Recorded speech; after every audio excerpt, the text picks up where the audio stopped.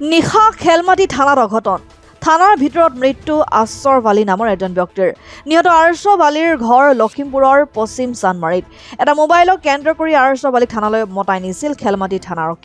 আৰক্ষী সূত্ৰই প্ৰকাশ কৰা মতে আৰ্শ বালি মোবাইল চুৰি গেঙৰ লিডাৰ থানাৰ ভিতৰতে হঠাৎ অসুস্থ হৈ মজিয়াত বাগৰি পৰি আৰ্শ বালিৰ মৃত্যু বুলি আৰক্ষী সূত্ৰত প্ৰকাশ পাইছে পৰিয়ালৰ দাবী আৰক্ষীৰ ভুলৰ বাবে মৃত্যু হয় আৰ্শ বালিৰ বৰ্তমান থানাৰ বাহিৰত এক উত্তপ্ত পৰিস্থিতিৰ সৃষ্টি হৈছে উত্তেজিত ৰাইজে 15 নং ৰাষ্ট্ৰীয় ঘাইপথ অৱৰোধ কৰিছে ইফালে ডিজিপিৰ নিৰ্দেশত খেলমাটি আউটপোষ্টৰ আইসি দীপাংকৰ চাংমাই আৰু এজন আৰক্ষীক সাসপেনশন কৰা হয় বজাত আমি খবৰ পোৱা মতে লখিমপুৰ নগৰৰ আপোনাৰ পূব চানমাৰীৰ এজন যুৱক আৰছাদ নামৰ এজন যুৱকক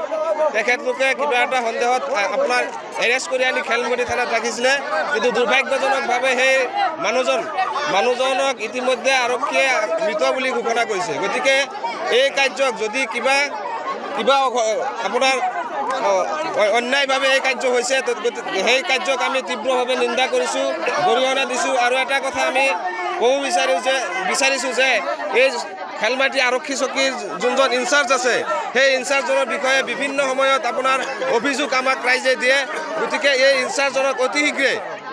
মানে আপোনাৰ কম সময়ৰ ভিতৰত নিলম্বন কৰি এই ঘটনাটো তদন্তৰ আওতাত আনি তদন্ত কৰি দোষীক আপোনাৰ আইনগতভাৱে কঠোৰতম শাস্তি আমি লখিমপুৰ জিলা সংখ্যালঘু ছাত্ৰ জনতাৰ তৰফৰ পৰা আমি দাবী জনাইছোঁ আৰু এই যে ল'ৰাজন আৰছাদ নামৰ যুৱকজনক যে আজি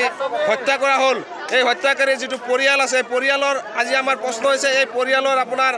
দায়ী কোন হ'ব এই পৰিয়ালৰ পোহপালৰ দায়িত্ব কোনে ল'ব গতিকে সেই বিষয়ে আমি লখিমপুৰ জিলা প্ৰশাসন তথা অসমৰ মাননীয় মুখ্যমন্ত্ৰী হিমন্ত বিশ্ব শৰ্মা ডাঙৰীয়াক আমি দাবী জনাইছোঁ যে